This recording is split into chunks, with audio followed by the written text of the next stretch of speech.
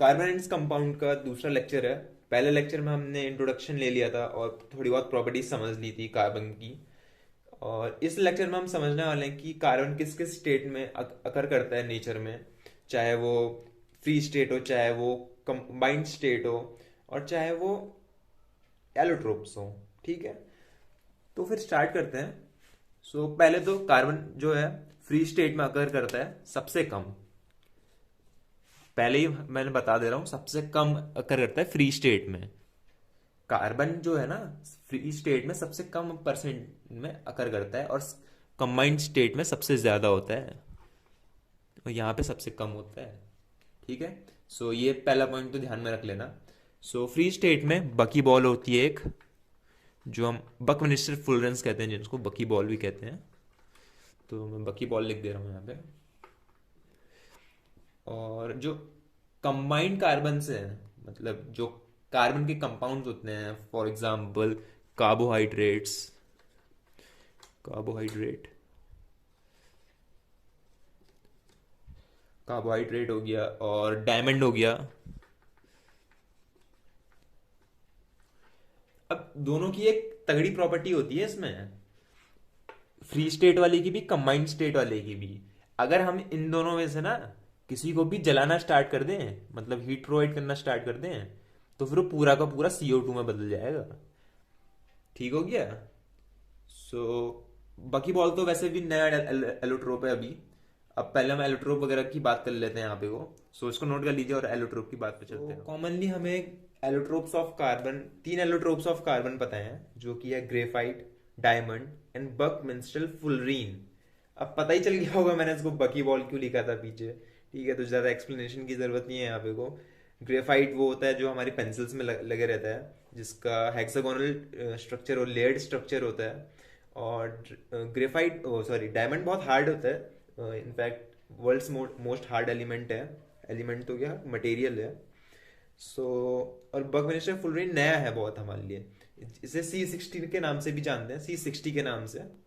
And इसको बकी ball मैं कॉमनली कहूंगा यहाँ पे। ये सब कुछ छोड़ते हैं, अब इनकी प्रॉपर्टीज पे ध्यान देते हैं। ग्रेफाइट क्या है? ग्रेफाइट एक ग्रेइश ब्लैक ओपेक सब्सटेंस है, जो कि हम कार्बन की लेयर से बना है। और इसका स्ट्रक्चर मैं अभी डाल दूंगा फोटो में, उसमें देख लीजिएगा। और आप लोग की बुक्स में भी दिया है, उसमें भी आप चेकआउट कर सकते हैं।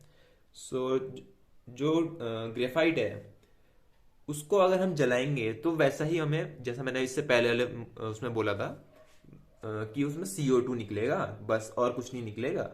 ठीक है। और जो डायमंड है, उसमें भी हम इसको मतलब हीट करेंगे, मतलब इसको जलाएंगे तो भी CO2 ही निकलेगा, सिर्फ CO2। और बकी बॉल के साथ भी वैसा ही होने वाला है। ठीक है। अब इसकी एक कॉमन प्रॉपर्टी क्या होती है ग्रेफाइट की? ग्रेफाइट का हेक्सागोनल हेक्सागोनल लेयर्ड स्ट्रक्चर।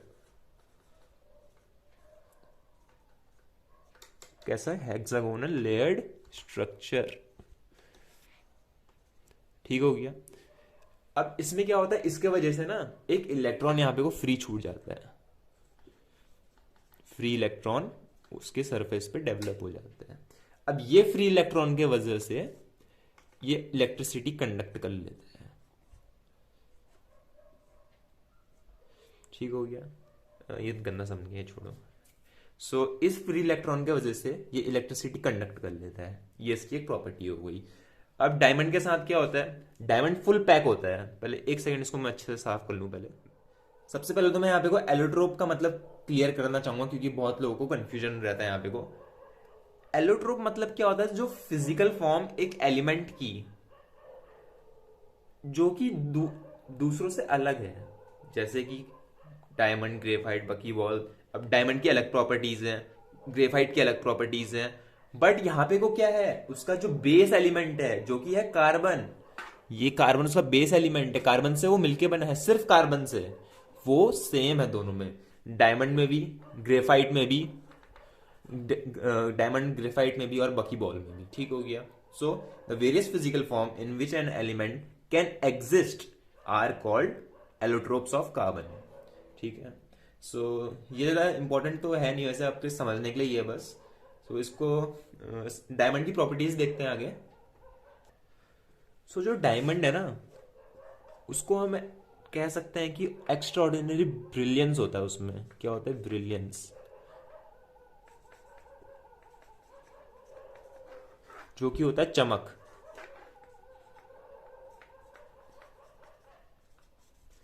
जो कि होता है चमक। अब डायमंड बहुत चमकीला होता है, उसमें इंटरनल रिफ्लेक्शन, वो सब बात की बातें हैं। सो इतना समझ लीजिए, उसमें बहुत चमक होती है, जो कि ग्रेफाइट से बिल्कुल अपोजिट होता है। ग्रेफाइट होता है डल ब्लैक, बट डायमंड जो होता है यहाँ पे वो शाइनी ब्रिलियंट, ये सब प्रॉपर्टीज शो करता है। ठीक है, अब इन दोनों की प्रॉपर्टीज इतनी अलग कैसे हो गई आखिर में?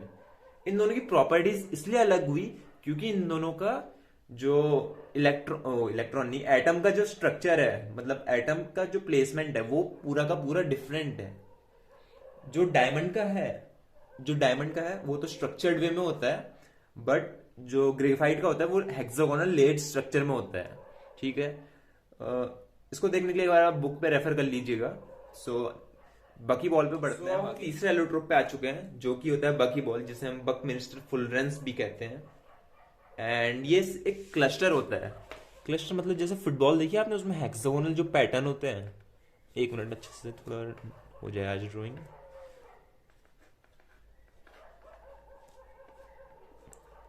इस टाइप में जो स्ट्रक्चर्ड होते हैं वो फुटबॉल में, इसके पूरे पूरे यहाँ पे को इस टाइप से पूरा का पूरा एक नेटवर्क होता है, पूरा का पूरा यहां भी।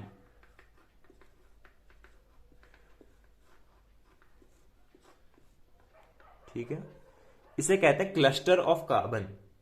अब ये जो होता है, ये इसमें सिर्फ एक नंबर ऑफ अमाउंट, एक माइन्यूट नंबर ऑफ एटम्स ही रहते हैं, जो कि होते हैं 60। ठीक है, इसी वजह से इसको C60 भी बोलते हैं। एंड जो बकमिंस्टर फुलरेंस है, सॉलिड होता है रूम टेम्परेचर पे, और ना ही ज्यादा हार्ड होता है ना ही ज्यादा सॉफ्ट होता है। डायमंड और ग्रेफाइट के बीच में इसकी वो हार्डनेस होती है। डायमंड बहुत हार्ड हुआ, ग्रेफाइट सॉफ्ट हुआ, बट जो बकी बॉल है वो थोड़ा मतलब मीडियम होता है, ना ही ज्यादा हार्ड ना ही ज्यादा सॉफ्ट। ठीक है, सो ऑर्गेनिक कंपाउंड्स का थोड़ा इंट्रोडक्शन हो जाए। अब ये ऑर्गेनिक कंपाउंड्स का इंट्रोडक्शन करके इस लेक्चर को खत्म करते हैं। सो ऑर्गेनिक कंपाउंड्स किसे कहते हैं? जो भी कंपाउंड जिसमें भी कार्बन प्रेजेंट हो, उसको हम कहते हैं ऑर्गेनिक कंपाउंड। फॉर एग्जाम्पल हम ले लेते हैं यहाँ पे को मीथेन हो गया, जो कि होता है CH4। अभी पढ़ेंगे इसको, मतलब इसका CH4 कैसा है यार, इसका 2n+1 रूल क्या होता है, अभी वो सब पढ़ेंगे। अभी वो सब बस एग्जाम्पल ले लीजिए। अभी CH4 को मीथेन कहते हैं, इसका केमिकल फॉर्मूला ये है मीथेन का। मीथेन का केमिकल फॉर्मूला ये हो गया। एंड जिस भी कंपाउंड में अगर कार्बन प्रेजेंट हो, उसको कहते हैं हम ऑर्गेनिक कंपाउंड।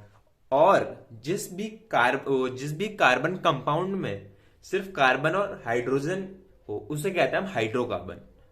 ठीक हो गया, ये 2 पॉइंट नोट कर लीजिए। बहुत इसमें कंफ्यूजन हो जाता है कि ऑर्गेनिक कंपाउंड किसे कहते हैं और हाइड्रोकार्बन किसे कहते हैं। सो फिर अब मैंने अभी भी क्लियर कर दिया आपका डाउट। इसके बाद हम कार्बन की एक प्रॉपर्टी देखते हैं। सो कार्बन की एक प्रॉपर्टी होती है जो कि कैटिनेशन कहलाती है। जो कैटिनेशन मतलब होता है कार्बन का आपस में बॉन्ड बनाना, कोवेलेंट बॉन्ड बनाना, कार्बन का आपस में कोवेलेंट बॉन्ड बनाना। इसको कहते हैं कैटिनेशन। क्या कहते हैं इसको? कैटिनेशन। एक सेकंड। कैटिनेशन। अब कैटिनेशन होता कैसे है? कैटिनेशन ऐसा होता है कि कार्बन जो होता है आपस में कोवेलेंट बॉन्ड बना लेता है, और कार्बन कार्बन के आपस में एक बॉन्ड बन जाता है, चाहे वो डबल हो, चाहे वो ट्रिपल भी हो सकता है, चाहे वो सिंगल भी हो सकता है। ठीक हो गया है।